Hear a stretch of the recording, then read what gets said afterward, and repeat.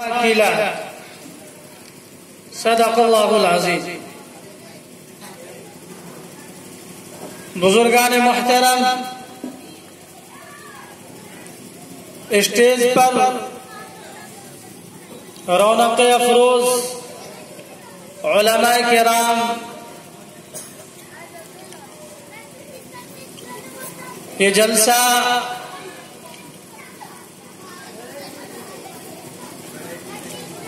مدرسہ اسحاقیہ کے بینر تلے منعقد کیا گیا۔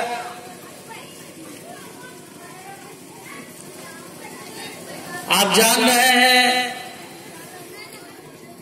اس جلسے کی جو صدارت کر رہے ہیں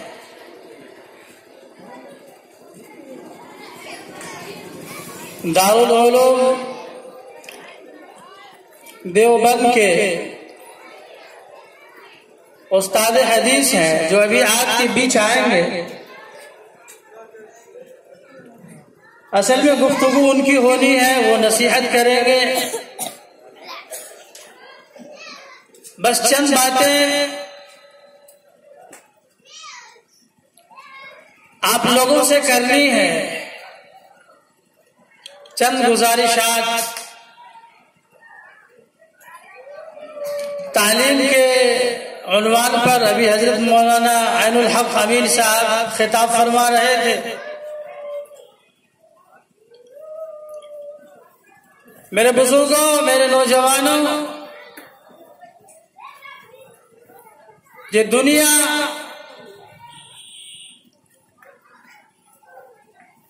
جہاں اللہ تبارک و تعالی نے ہمیں پیدا کیا، ہمیں بھیجا، آج اس دنیا میں پڑھ کر اس دنیا کی رنگینیوں میں کھو کر یہ چمکتی دمکتی دنیا کے پیچھے پڑھ کر اپنی آخرت کو تباہ و برباد کر رہے ہیں، اپنی آخرت کو بھلا رہے ہیں، جبکہ ہمیں اپنے مقصد کو سمجھنا چاہیے کہ اللہ رب العزت نے ہمیں کس مقصد کے خاطر اس دنیا میں پیدا کی۔ یہ دنیا دار الغرور ہے، آخرت دار السرور ہے۔ یہ دنیا دار الجزا ہے، آخرت دار البقاء۔ اس دنیا میں جو آیا ہے اسے جانا۔ اس دنیا میں امتحان کے لیے، آزمائش کے لیے اللہ تبارک و تعالیٰ نے انسانوں کو بھیجا۔ اب اللہ تبارک و تعالیٰ الگ الگ کنڈیشن میں، الگ الگ طریقے پر لوگوں کی آزمائشیں کرتا ہے۔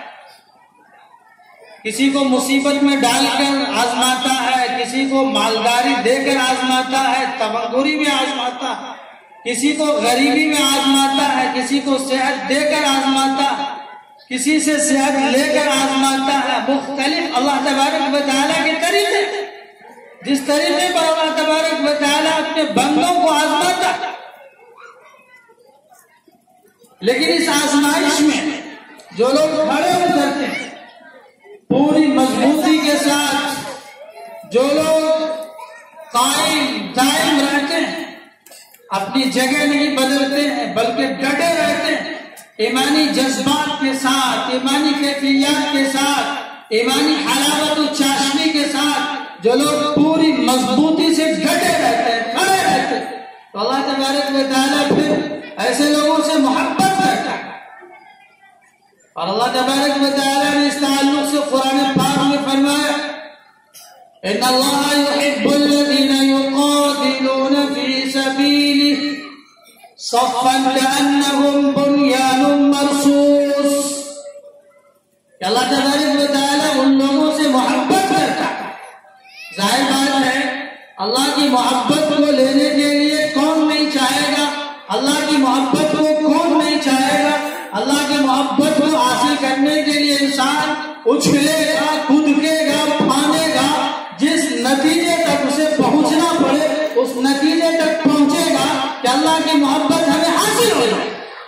اللہ تبارک و تعالیٰ ان لوگوں سے محبت کرتا ہے جو جنگ کرتے ہیں باغیوں سے، ظالموں سے، سرکشوں سے،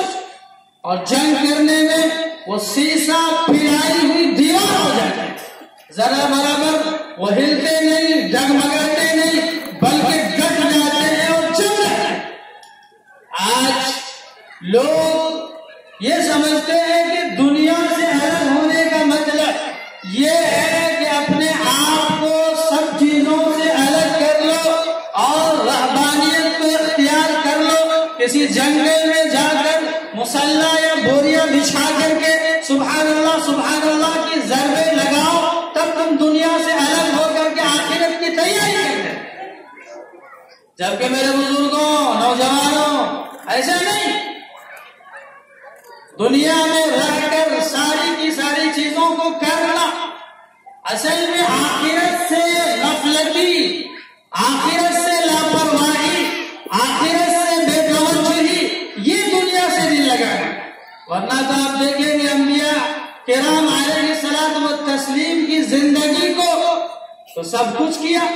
بعض نبیوں کو اللہ تبارک و تعالیٰ نے جہاں نبوت عطا کیا وہی حکومت و سلطنت بھی عطا فرمائی، یعنی ایک طرف نبی بھی ہے اور سلطنت بھی ان کے پاس عطا کی گئی، دونوں چیزوں کے مالک کو۔ تو دنیا سے الگ ہو کر کے زندگی گزارنا اس کا مطلب یہ نہیں کہ آخرت کی تیاری کرنا، دنیا میں رہتے ہوئے آخرت کی تیاری کرنا، آخرت سے بے غفلتی برتنا، آخرت سے اپنے آپ کو الگ کر لینا، بے توجہی میں زندگی گزارنا، یہ اصل میں لاپرواہی کا نتیجہ ہوتا ہے، جس کی وجہ سے انسان پھر اپنے دین سے، شریعت سے ہٹتا چلا جاتا ہے۔ اور اسی کو اللہ تبارک و تعالیٰ نے قرآن پاک میں بیان فرمایا، وَمَا هَٰذِهِ الْحَيَاةُ الدُّنْيَا إِلَّا لَهْوٌ وَلَعِبٌ، کہ دنیا کی جو زندگی ہے یہ زندگی کھیل تماشے کی زندگی، یعنی جس طریقے سے کھیل تماشا وقتی طور پر ہوتا ہے ویسے دنیا کی زندگی کھیل تماشا۔ آپ پوری زندگی گزار لیں، آخر وقت میں آپ کو 50 سال، 60 سال، 70 سال کی جو زندگی آپ گزارتے ہیں وہ ایسا معلوم ہوتا ہے کہ خواب والی زندگی۔ حضرت نوح علیہ السلام 1000 برس اللہ تبارک و تعالیٰ نے انہیں عمر عطا فرمائی، لیکن جب ان سے اس تعلق سے پوچھا گیا حضرت نوح علیہ السلام نے بھی کہا کہ خواب کی طرح، یہ پوری کی پوری زندگی گزر گئی خواب کی طرح، یعنی جس طریقے سے کھیل تماشے کے لیے وقت نکالتے ہیں اور تھوڑے وقتوں کے لیے کھیل تماشا ہوتا، ویسے یہ دنیا کی زندگی کھیل اور تماشے والی زندگی۔ وَإِنَّ الدَّارَ الْآخِرَةَ لَهِيَ الْحَيَوَانُ، اصل زندگی آخرت کی زندگی، اصل زندگی آخرت کی زندگی ہے۔ موت کے بعد پیش آنے والے جو حالات ہیں،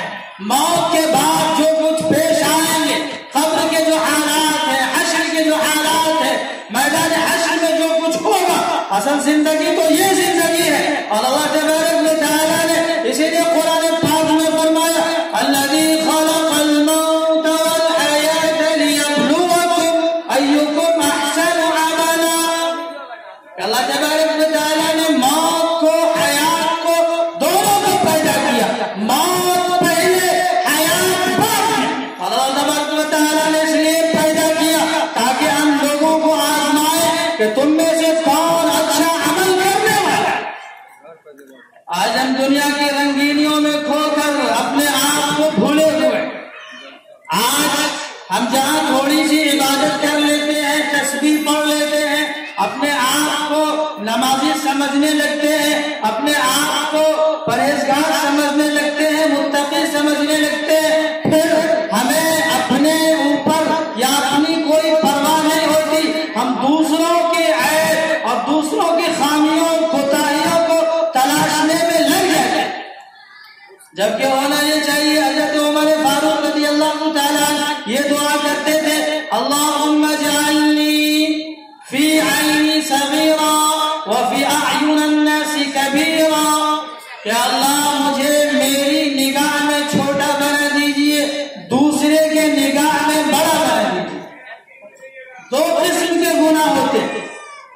کتنے قسم کے گناہ ہوتے ہیں؟ 2 قسم کے، ایک جا کے اور ایک با کے۔ جا والے جو گناہ ہوتے یعنی جاؤ جلال، مال و دولت، بڑپن، یہ گناہ انسان کے اندر بڑی مشکل کے ساتھ نکلتا چونکہ یہ چیزیں جم جاتی۔ لیکن جو با والے گناہ ہوتے ہیں جو شہوت نفسانیہ سے متعلق ہے، اس گناہ سے انسان کبھی بھی توبہ کر لیتا ہے، اپنے آپ کو الگ کر لیتا ہے۔ لیکن جا والے جو گناہ ہے، اس گناہ سے بڑی مشکل سے انسان نکلتا ہے، چونکہ جا والے جو گناہ ہوتے ہیں وہ بڑپن والی بیماری ہوتی کہ میں بڑا ہوں، میں سب سے بڑا عالم ہوں، میں سب سے بڑا چودھری ہوں، کوئی بات میرے پوچھے بغیر کیسے ہو سکتی ہے؟ جب تک میں کسی چیز کا آدیش نہ دوں، اجازت نہ دوں، پرمیشن نہ دوں، کوئی کام کیسے ہو سکتا؟ یعنی انسان اپنے آپ کو بڑا گردانتا ہے، بڑا سمجھتا ہے اور دوسروں کو چھوٹا سمجھتا ہے۔ اور اگر انسان میں اپنے آپ کو چھوٹا گرداننے کی، چھوٹا سمجھنے کی سمجھ آ جائے، انسان دوسروں کی نگاہ میں اپنے آپ کو گرانا یا گرنا یہ تو بہت آسان کام ہے، لیکن انسان اپنی نگاہ میں گر جائے، اپنے آپ کو چھوٹا سمجھنے لگے، اس سے بڑی اور کوئی بات نہیں ہو سکتی۔ اور جو لوگ اپنے آپ کو چھوٹا سمجھتے ہیں، جو لوگ تواضع اختیار کرتے ہیں، اللہ تبارک و تعالیٰ ایسے لوگوں کو دوست بناتے ہیں، ایسے ہی لوگوں کو دوست بناتے ہیں جو لوگ تواضع اور انکساری اختیار فرماتے ہیں اور اپنے آپ کو تواضع اور انکساری کے ساتھ زندگی گزارتے ہیں کہ جا کے جو گناہ ہوتے ہیں بہت مشکل کے بعد یہ ختم ہوتا اور یہ نکلتا۔